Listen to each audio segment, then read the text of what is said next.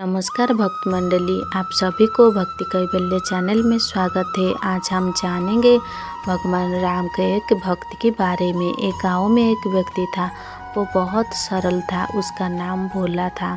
वो हर बात में बोलता, रघुनाथ जाने में कुछ नहीं जानता। भोला के एक बेटी दो बेटा था।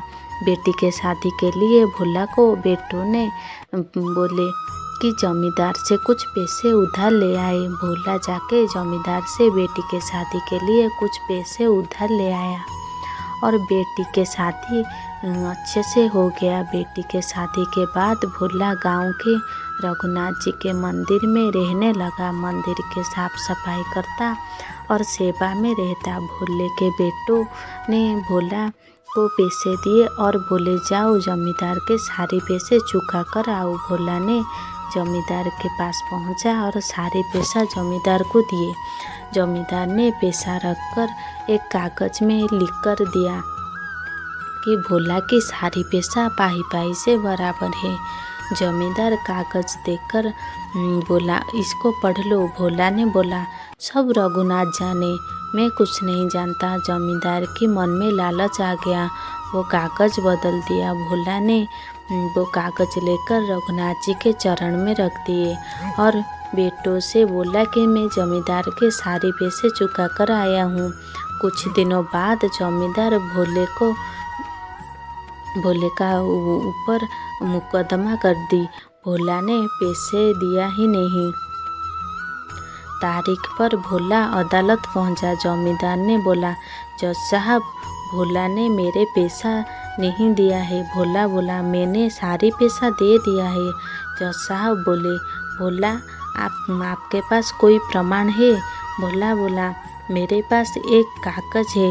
भोला मंदिर जाके वो कागज लेकर आया, जज साहब को दिया। जज साहब पर्ची देखे और बोले, इसमें तो प्रमाण नहीं हो रहा है कि तुम पैसे दिए हो। भोला ने बोला, जमींदार मुझे यही कागज दी थी। जज साहब बोले, एक बात बताओ, तुम जब पैसे दे रहे थे वहाँ पर और कोई थे?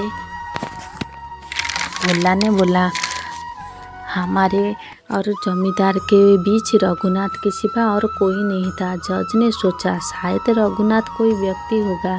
जज बोला, ठीक है, अगले तारीख को रघुनाथ को लेकर आना। और जज साहब ने रघुनाथ के नाम का एक पर्ची बनवाई और संतरी के हाथ में दे दिए। रघुनाथ को देने के लिए संतरी ने गांव में घूमता रहा, पर उसे कोई रघुनाथ नाम का व्यक्ति नहीं मिला।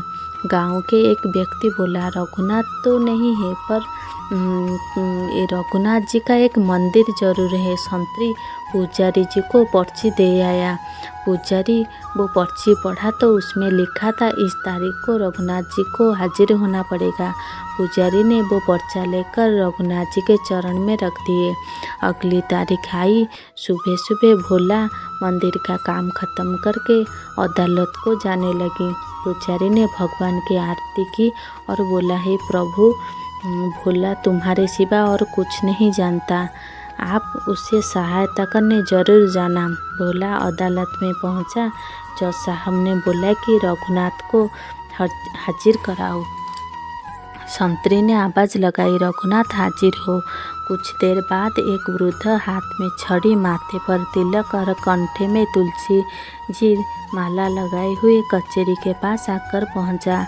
उसके मुख में तेज था और बोला, मैं रघुनाथ हूँ। जज ने रघुनाथ से सवाल किए।